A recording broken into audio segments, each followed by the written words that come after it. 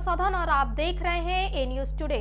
कुछ कंपनियां हलाल सर्टिफिकेशन के नाम पर अवैध कारोबार कर रही थी। डेयरी, कपड़ा, चीनी, नमकीन, मसाले और साबुन जैसे प्रोडक्ट को भी हलाल सर्टिफाइड किया जा रहा था। इसी को लेकर अब उत्तर प्रदेश के मुख्यमंत्री योगी आदित्यनाथ ने कड़ा फैसला लिया है। सीएम योगी आदित्यनाथ ने खुद इस मामले में संज्ञान लिया और यूपी में हलाल सर्टिफाइड उत्पादों की बिक्री पर बैन लगा दिया। इसके बाद से इसको लेकर विवाद छिड़ गया। हलाल सर्टिफिकेशन वाली कई कंपनियों के खिलाफ लखनऊ में मुकदमा दर्ज किया गया है। हलाल इंडिया प्राइवेट लिमिटेड चेन्नई, जामियात उलेमा हिंदू हलाल ट्रस्ट, हलाल काउंसिल ऑफ इंडिया मुंबई पर भी एफआईआर दर्ज की गई है। दरअसल पिछले कुछ दिनों से इसको लेकर काफी बवाल उठ रहा था।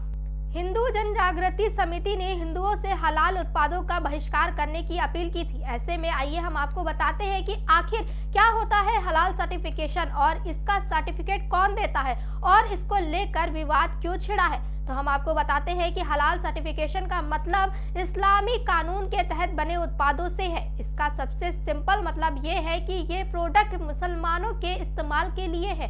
मुस्लिम देशों में कोई भी प्रोडक्ट एक्सपोर्ट करने के लिए हलाल सर्टिफिकेशन जरूरी होता है, मगर भारत में शाकाहारी उत्पादों पर भी इसका इस्तेमाल किया जा रहा है।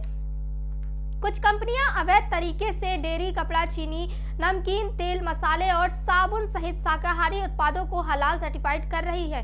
पिछले दिनों इसको लेकर काफी बवाल खड़ा हुआ था। चाय के पैकेट पर हलाल देखा गया था। रेलवे में यात्रा करते समय एक यात्री ने इस पर सवाल खड़ा किया था। इसका वीडियो सोशल मीडिया पर जमकर वायरल भी हुआ था। आइए आपको बताते हैं कि हलाल सर्टिफिकेशन पर विवाद क्यों छिड़ा है। सबसे बड़ा सवाल ये है कि हलाल सर्टिफिकेशन जब मांसाहारी प्रोडक्ट के लिए है, तब बिस्किट, नमकीन जैसे शाकाहारी प्रोडक्ट्स पर हलाल सर्टिफिकेशन क्यों?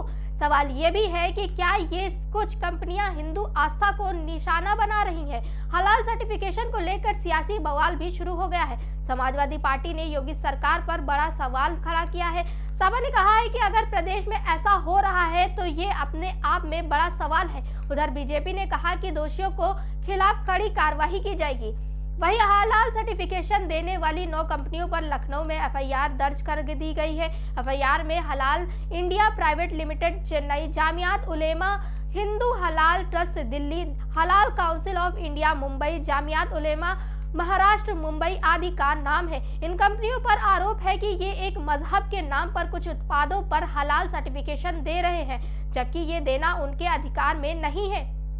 आपको बता दें कि खान पान के उत्पादों की सर्टिफिकेशन के लिए FSSAI और ISI जैसी संस्थाओं को अधिकृत किया गया है। वहीं अपर मुख्य सचिव खाद्य सुरक्षा एवं औषधि प्रशासन व आयुक्त अनीता सिंह की ओर से शनिवार को रोक लगाए जाने की अधिसूचना जारी कर दी गई है। अब किसी व्यक्ति के हलाल प्रमाणन युक्त खान पान की वस्तुएं, औषधि चिकित्सा के लिए प्रयुक्त अन्य सामग्री, प्रसाधन सामग्रियों के विनिर्माण, भंडार, वितरण व क्रय विक्रय करते हुए पाए जाने पर उसके खिलाफ विधिक कार्रवाई की जाएगी। आइए आपको बताते हैं कि इस मामले में किन धाराओं में होगी कार्रवाई।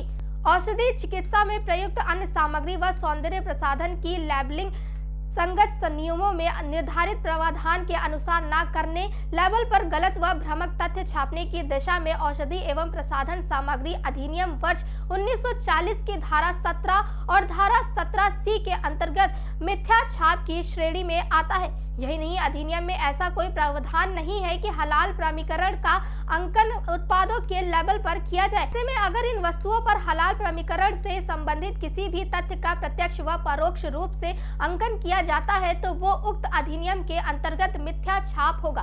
अब सवाल ये है कि इस मामले पर सजा क्या मिलती है।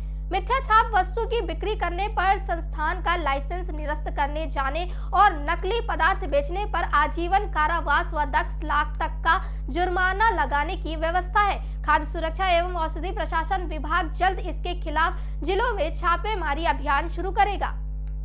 वहीं इस मामले पर विपक्षों की प्रतिक्रिया भी सामने आने लगी है। समाजवादी पार्टी ने मामले में हो रही जांच पर कोई प्रतिक्रिया तो नहीं दी, लेकिन बीजेपी सरकार पर मिलावट करने के आरोप लगाए हैं और कहा है कि सब कुछ सरकार की नाक के नीचे हो रहा था। इस पर क्या कार्रवाई की गई है, इस मामले से जुड़ी हुई हर खबर हम आप तक पहुंचाते रहेंगे, क्योंकि ये खबर आपकी सेहत, आपकी आस्था से जुड़ी हुई है। तमाम और बड़ी खबरों के लिए देखते रहिए ए न्यूज टुडे।